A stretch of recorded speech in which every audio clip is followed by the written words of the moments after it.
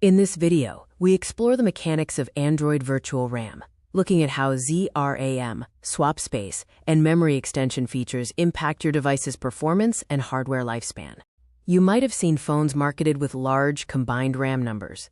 Often, this is a marketing choice, blending physical RAM with partitioned internal storage to boost the total advertised capacity. At the foundation of this process is Linux paging and swapping. When physical RAM fills up, the system moves inactive data to storage to free up space. However, retrieving this data is significantly slower.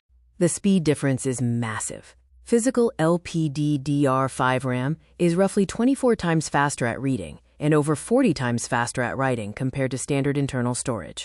On budget devices, this storage swap acts like a detour. It prevents apps from crashing when memory is low, but the trade-off is a noticeable delay when you try to reload those apps. Alternatively, ZRAM is a compression engine. Instead of using storage, it compresses inactive pages and stores them within the physical RAM itself, maintaining a baseline of available memory. There is a hidden cost to compression, though. The CPU must constantly compress and decompress data, which creates overhead, generates extra heat, and can drain your battery faster. It is important to note that virtual RAM does not increase your gaming frame rates or graphics quality. It simply provides overflow space to keep background apps from being force closed. Constant swapping also impacts hardware longevity. Because flash storage has a finite number of write cycles, heavy swap usage can technically accelerate wear over time.